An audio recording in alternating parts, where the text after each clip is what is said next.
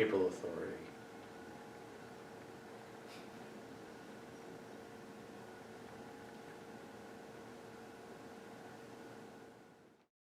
Well, we have some great questions for you today that we would like to answer that you, the viewers, have sent in. And Father John, why don't you outline them for us? Okay, one of our questions today is, was St. John the Baptist born without original sin? That's a very good question. I want to know myself. And it really goes with the whole mysteries of the Rosary, the second decade of the joyful mystery. So stay tuned to that. And another question we have today is, who are the most prominent dissidents in the Catholic Church today? Can we talk? And do we have? Is endless. We could probably spend a couple of shows on that one, but we are not going to mention too many names. But we'll mention more of what it's about. Okay, what is the old Catholic Church? Well, what's the new Catholic Church? Exactly. Okay. And is it old, meaning it's out of style? All right. Is contraception sinful? And why? Yes. Well, you already answered. Oh, okay. All right. But there's more to it, though. What happens to our guardian angel when we die? He goes get furloughed. Well, no, he doesn't retire. But, well, he does sort of retire. Well, you have to see. But I don't think there's a pension plan, though. Yeah. And can you name your guardian angel? Can you? Yes. We'll have to find that one out. Stay tuned to find out.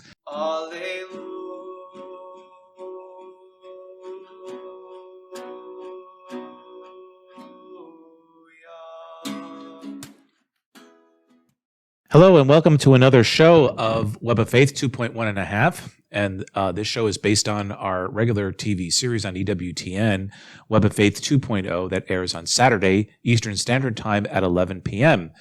For those who are not in my parish here and are viewing us on YouTube, because we go as far as up to Canada, we've been answering some questions up there. My name is Father Kenneth Briganti, and I am the pastor of St. Mary Magdalene de Pazzi Parish here in Flemington, New Jersey, in the Diocese of Metuchen, co-host of Web of Faith 2.0 on EWTN, co-author of Catholicism for Dummies. And speaking of co-host and co-author, my name is Father John Trigilio. I'm a priest of the Diocese of Harrisburg, Pennsylvania. I'm the director of pastoral formation at Mount St. Mary's Seminary in Emmitsburg, Maryland.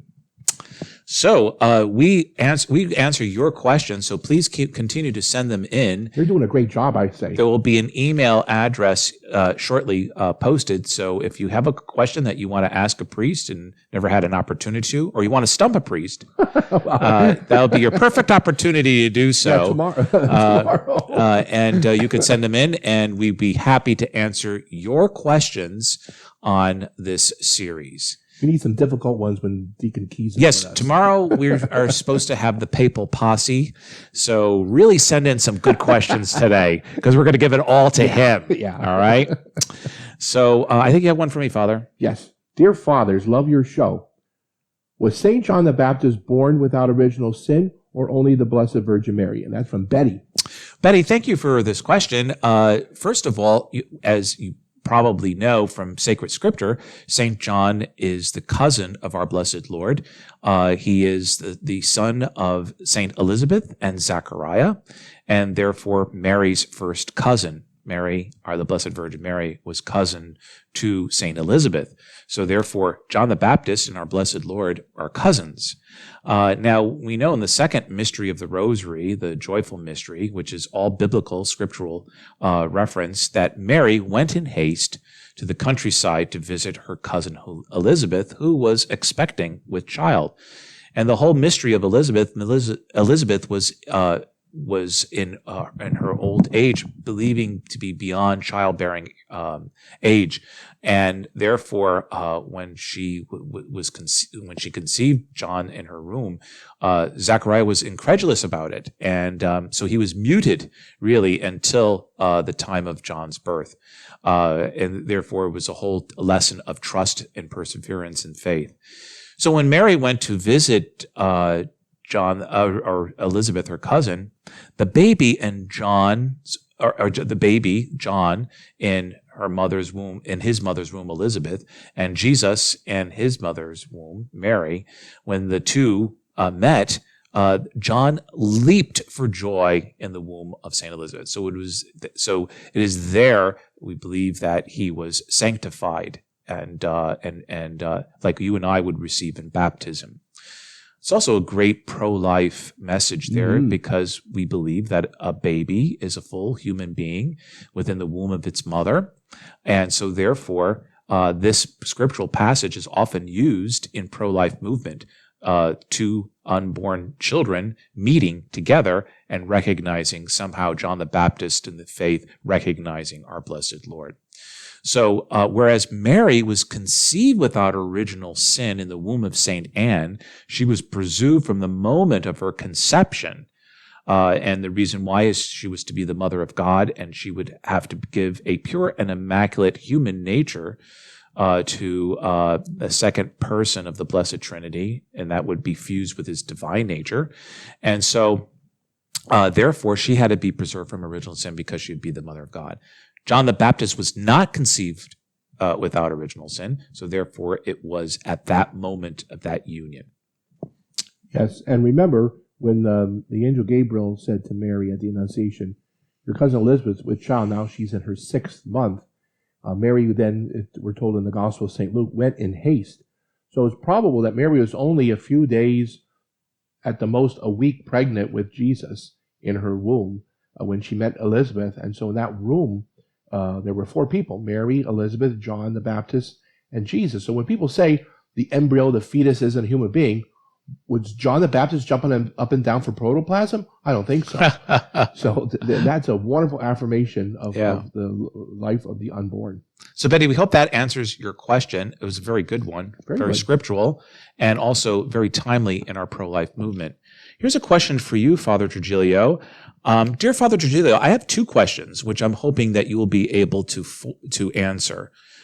First one is, who are some of the most prominent dissidents in the Roman Catholic Church today? And are dissidents denied the sacraments? Second question, what do those who are old Catholics church members believe? Thank you so much again for all your most enlightening presentations. Peace, Barbara Mahler from Totowa, New Jersey. So the first one is about prominent dissidents. I don't know if we want to dish about that, but we would hear all day. We would have to have our own show. But I think it was safe to say if you read the National Catholic Reporter, not Register, you'll find a lot of dissidents in there. Yes, so that's probably a good place to go, Barbara, if you're interested in keeping up. Who they are, but I think it's safe to say that Father James Martin could be a contemporary dissident priest in his teaching on anyone who teaches against the magisterium is a dissident. And in the Code of Canon Law, there lists some automatic excommunications, and a person is excommunicated for the crime of heresy. That's denying one of the teachings of the church. Now, there's also apostasy where one denies the Christian faith. A lot of these folks that are out there are just denying a particular doctrine or dogma of the Catholic Church. So that puts them in the category of a dissident or a heretic, and therefore they are to be denied the sacraments. But that's something that also the person needs to be reconciled through making a profession of faith, and this has to be also informed at the bishop's office. Now, the question comes in, who denies them Holy Communion? Well, obviously, if they're publicly declared and pronounced a dissident or a heretic, then everyone is supposed to observe that and say to them, I'm sorry, you can't receive communion. Problem today is that it's not often done. It's presumed, well, if it's automatic, then no one needs to say it. Well, problem is we have some heretics and dissidents. We have schismatics who don't accept or follow the authority of the Holy Father, but they're not denying a particular doctrine. Then we have these apostates who deny the Christian faith. These people, there's an automatic injunction against them. But I think we do need, on particular personages, that public proclamation. And again, this is meant to be medicinal. This isn't just merely penal, that you say, okay, we're punishing you. The goal is that this person would want to repent, recant, and then come back to the church, because that's the church's ultimate goal when they impose these excommunications. Now, the old Catholic Church split from the Roman Catholic Church at the First Vatican Council because they did not want to accept the dogma of papal infallibility. And so they're sometimes called the Church of Utrecht from Holland, and here in the United States they're called the Old Catholic Church, which is distinct from the PNC, and that's not the bank. That's the Polish National Catholic Church. They're connected and associated with the. But, interesting enough, the Polish National Catholic Church was part of the Old Catholics until the Episcopal Church started, because there was a communion with the Episcopal Church, though it's still believed that the Old Catholics orders are valid because they don't get Anglican bishops to ordain them, and they don't use an Anglican ritual to ordain. But there is sort of a communion between the Anglican Church since 1932 and the Old Catholics, or the Church of Utrecht, so to speak, that was also called. And so when the Episcopal Church started ordaining women in the 1980s, the Old Catholics the Polish National Catholics left that union of Utrecht. So it's called UU, Union of Utrecht, okay? Church of England, CE, C of E, right? And Roman Catholic, RC. So UU is the union, or UU is a no. the Union of Utrecht. So they left that, the Polish National Catholics, but they're still not in full communion with the Roman Church yet. No. Sometimes you'll see they've sort of divided because of trusteeism. Yes, yeah. And then of course the Polish National, that they split because this Polish priest in Scranton wanted to be married. Okay, and so that developed from that. And then there's also this other phenomenon called the American Catholic Church, which does not have valid orders, doesn't have valid Eucharist, because they, even though they may find an old Catholic bishop somewhere to ordain them, again, there's a defect of intention. There's also a defect of not just, even though it's apostolic succession, they're ordaining women, all kinds of other abnormalities and irregularities. So the Old Catholic is more than likely that it's a valid sacrament, but that's like going to the Eastern Orthodox. We're not in full communion with each other. So, only in absolute necessity would you be able to go to one of those. It'd be interesting, though, have you ever heard of their liturgy? What an Old Catholic liturgy? Is it in Latin? Is it in? It depends on who they are. I heard some of them still do the Mass ad orientem, but in English. I know the Polish National Catholics do it ad orientem. Yeah. They had their own English translation of the Tridentine. Right. But then since the Second Vatican Council, so again, there's not a lot of uniformity, because even though they have bishops, there's not one supreme head of the Church, Old Catholic Church, or even the Church of Utrecht. There's bishops everywhere. So again, where Peter is, there is the church. Ubi Petrus, ibi ecclesia. And that's always your bottom line. Now, the Church of Utrecht, or the Union of Utrecht, or the Old Catholic, spread pretty much in the areas of Denmark, Holland. It started in Holland. Of course, Utrecht is in Holland. And so also in the Czech Republic, parts of Germany, Austria, Switzerland, and even bits and pieces in England and Canada, Croatia, some in France, and even, believe it or not, in Italy, as well as in the United States. This, I thought, was very interesting. The Philippines was there too, because that's such a Catholic country. And of course, I think and it said China, and I think in China, isn't it the state church probably? The Patriotic Church has some similarities and affiliations. They almost exclusively do the Tridentine, or what we now call the extraordinary form. But they're distinct from the underground church, which was loyal to the Holy Father, and now there's a lot of controversy over which the Holy See is recognizing. Because like I said, the Patriotic Church is sort of like the state endorsed, like in the old days of the Soviet Union. They backed the Russian Orthodox, and anybody else was considered illegal. And the papal primacy is or the Peter's infallibility, the Pope, was something that came out in the First Vatican Council. But the seeds of this division came even back further than that. In 1724 was the first break in the Church of Utrecht, and that's where they it was also over the supremacy of St. Peter and papal infallibility. And of course, in 1870, when it was formally defined at that council, that's when you had a bigger break in the church. So it's very interesting that Cardinal Newman, now Blessed Newman, who was Anglican and became Catholic, went on the opposite side, because it says, well, the First Vatican Council, he lived just before, or roughly around before the First Vatican Council, but he was laying the grounds of the Second Vatican Council, because, as you know, the First Vatican Council was brought to an abrupt end because of the political wars in Italy, called the Unification of Italy, and St. Pius IX had to flee Rome, and so the council ended. So we only had the part of the council, which would be the papal infallibility, about the bishops in union with the Pope and all that. That came then at the Second Vatican Council, which sort of finished that. That's why it was called Vatican II, to finish things that were not completed in Vatican I. I hope that makes sense. Right. But a very interesting question. Yes. And we hope, Barbara, that was very helpful for you. And we will then go on to the next question. Okay. So I think that one's for me, right? Let's see. Father Briganti, Father Trigilio, bravo. My question is, why is contraception sinful if it abortions? And that's from Anonymous.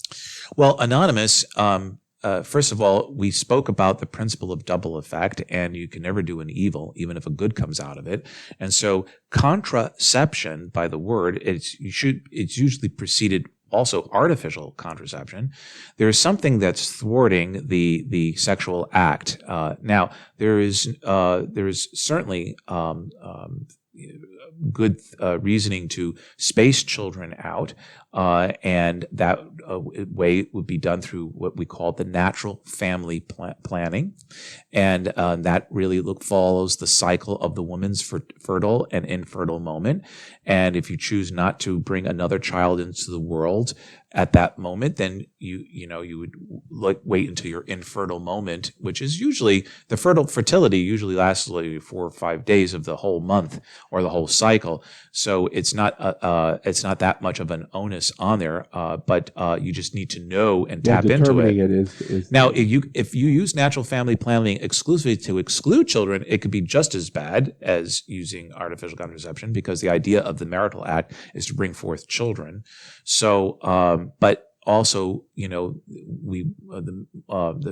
church sees that you can't bring, that you would have to do them responsibly, and that's where NFP comes in, natural family planning.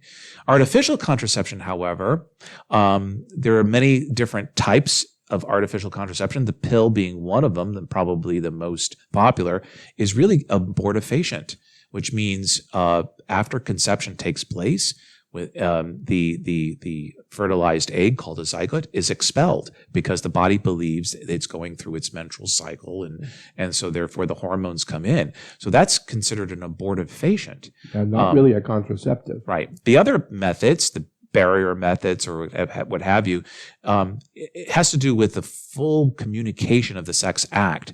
You're sort of putting a lie in there. You're not communicating your full self, husband and wife. You're keeping something back. And that's why in the basic essence of the marital sexual act is a communication of the deepest sense. So if there's something of a barrier there, you're not giving your full self to your spouse and your spouse to you. And that can have all sorts of ramifications later on, sociological, physical, etc. Basically going down to just rudimentary would be communication.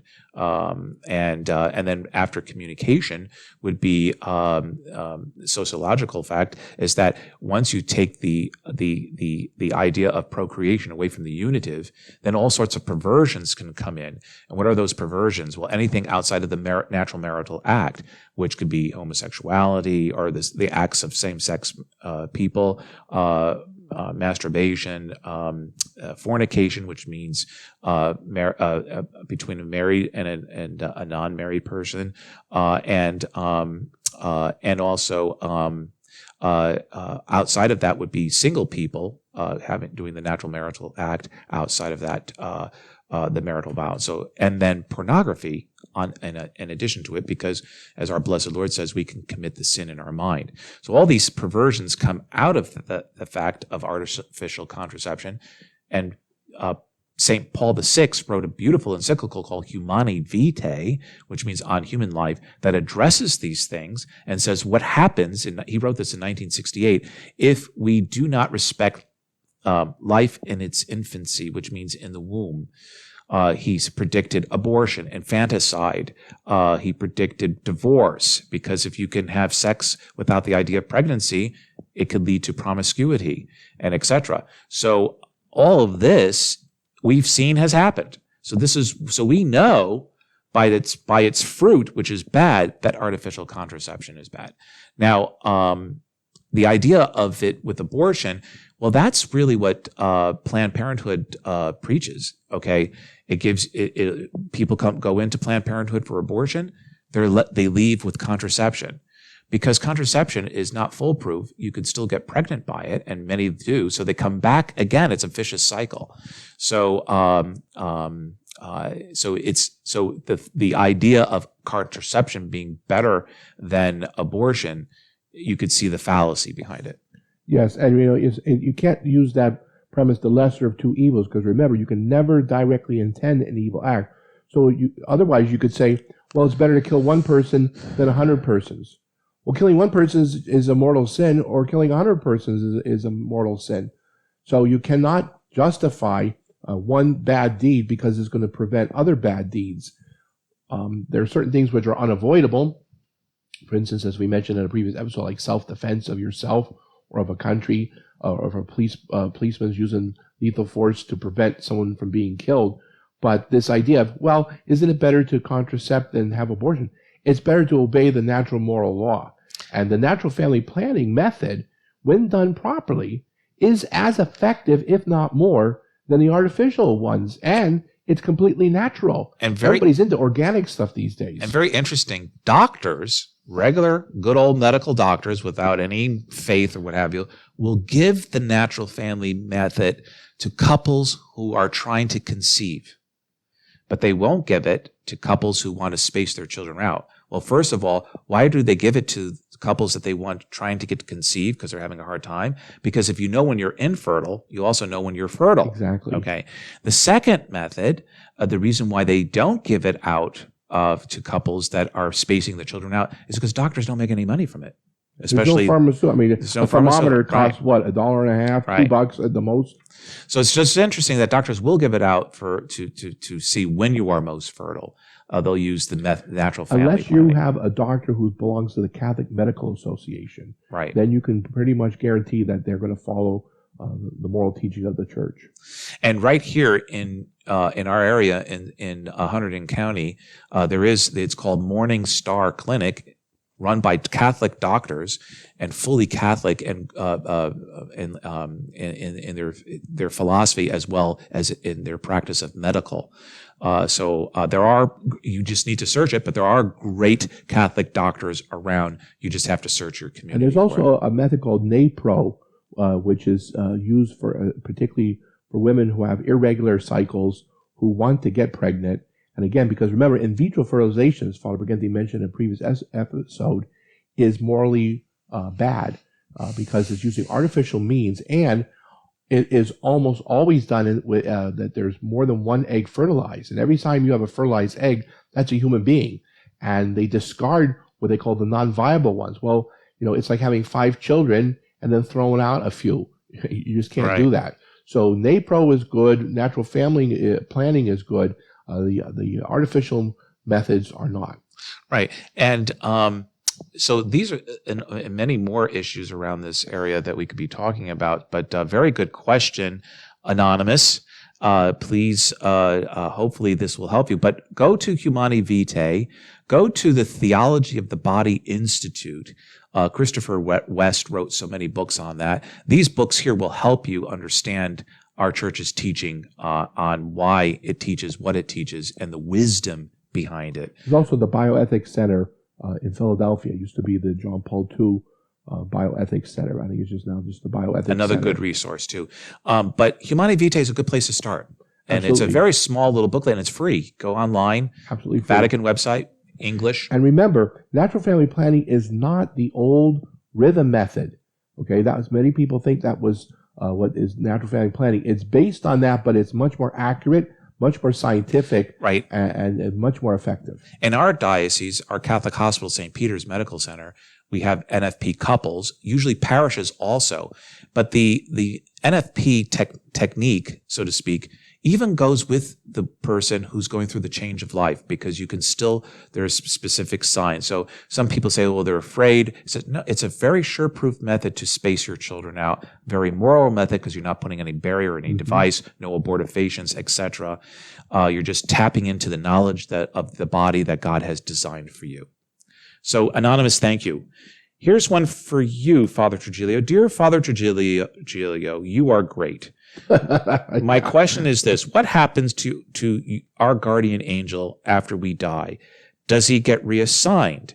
Mabel from Schenectady, New York. Wow. Okay. Upstate. Well, the one thing is, your guardian angel does not get furloughed. Okay? They don't get retired. They don't get retired. Social They don't Security. get laid off. Okay, and they don't get recycled either. Okay, so your guardian angel is unique to you. You get him at the moment of your conception. Is when your guardian angel is assigned to you. And remember, as much as we love It's a Wonderful Life with Jimmy Stewart at Christmas time, it is not theologically accurate. So that your guardian angel isn't some human being who died, who's earning his wings to become an angel. Human beings become saints. All right, angels are created as angels. So your guardian angel is assigned to you, and then when you die, your guardian angel still is a part of you, and praying for you, hopefully, if you're in purgatory. The only time that your guardian angel severs the ties is when you're cooking in hell. Now, this has never been church teaching. It's only been speculative. I think C.S. Lewis sort of put the idea in people's heads. Who is not a Catholic, by the way. No, almost, but very close. Yeah. In his Screw Tape Letters, he came up with this idea of people having an assigned demon who would sort of be assigned to tempt you and to sort of give trouble to your guardian angel. But that's never been church teaching. So if you don't want to believe that, you don't have to. The church has never taught that. But I get that question from time to time. Do I also have an opposite? It reminds me of that cartoon where you had Fred Flintstone. There's a little devil on one. little devil on one side and a little angel on the other side. Yes. But isn't it beautiful to know that your guardian angel is only assigned to you in the womb of your mother at the moment of conception? And this is how much God loves us uniquely and personally and intimately, that he assigns us our own guardian angel, who only is for us, and his chief vocation, besides worshiping God at his throne, is to bring us to God's throne. There are some great pictures, though, of there are comedic ones of angels that, because sometimes we could put our guardian angel through the runner, So there's this one great image of a guardian angel pooped out with a cigarette and just had it for the day in chasing after us. But all seriousness about the guardian angel, to be attuned to them is good, because it helps us with our conscience. And right from wrong. And I don't know if this is theological or not, but sometimes I make a wrong turn on, when you pay for it for miles in New Jersey, when you take a wrong exit and you have to come back around. And I said, you know what, maybe you're in the wrong circle? I says, maybe my guardian angel wanted me to go that way to avoid an accident. And I'll tell you a true story. That happened to me. And it was 78. I was supposed to get on this Interstate 78. I missed that turn. I ended up on 22 instead. And when I got home and put the news on, there was a horrible accident that they had to bring helicopters in. It was a 4-hour pile up time that I missed, and I attribute it through the intercession of my guardian angel. So when you get in your car, besides praying to Our Lady of the Highways and St. Patrick to make all the lights green, and St. Raphael the Archangel, who is the patron of travelers, who guided the prophet Tobias through the desert, St. Christopher, who has not been demoted, he's still a saint, who's also imaged with holding the Christ child, your guardian angel, pray to your guardian angel to watch over, cherish, and protect you, bring you to your destination safely and home. It's not just a pious devotion. It's something that God has given to us, to each of us, to watch over, cherish, protect, and be with us, our guardian angel. Yes. And there's a beautiful prayer at the beginning of the day and the end of the day to your guardian angel, which we recommend. So thank you, Mabel from Schenectady. Okay. Now we got one here for you, Father Ken. Can we and should we name our guardian angel? That's from Joseph. Joseph, if you want to call your guardian angel Pete or Joe or whatever, that's fine. But I think the Vatican, though, issued a statement recently, last year or a year before that, discouraging naming of angels, even though it's not going to bum you out. I think it was that novena, though. There was like a 9-day novena that the problem is people were making to name their angel. Yeah, you don't. Naming an angel gives you some power over it, like with demons. So I know at the seminary, we've been telling the seminarians to discourage people from giving a specific name, even though it sounds nice. And I think even Mother Angelica mentioned it once on one of her shows. I know the Vatican issued a statement. But it was also that novena that people were making. You're trying to command your angel. You don't have control of your angel. Your angel and it wasn't a novena for your angel's intercession. No. It was a novena to find out the name of your angel. And I think that's also the Vatican was telling us that it was going into some type of Eastern Buddhism, spirituality of that. So New Age nonsense. Yeah. So anyway, Joe, stay away from that. We are now at the end of another episode. Did your guardian angel tell you that? Maybe it was yours. There was an old pious thing that Sister used to tell us, to send your guardian angel to her guardian angel to see what's going to be on the test. Well, Padre Pio used so your guardian angel would come back and say, "This is what you need to study." That was the good old sisters used to tell us that. So, anyways, we hope that these answered your questions, and please send in more. And until then, thank you for your continued support of our parish through by way of the envelopes, and also by way of electronic giving, which you can now go onto our website and see this great demonstration to help you sign up for electronic giving, which is a more secure and steady donation than in this time that we're not getting together for Mass. So we encourage you to look at that, and we encourage you to maybe sign up for electronic giving, and certainly the business office at the parish, Regina Eberschein, can help you with that. You even have PayPal, and you can also text your donations too. So let's give a blessing now. The Lord be with you. And with your spirit. And may God bless you, the Father, the Son, and the Holy Spirit. Amen. God bless you. Until next time. Bye-bye.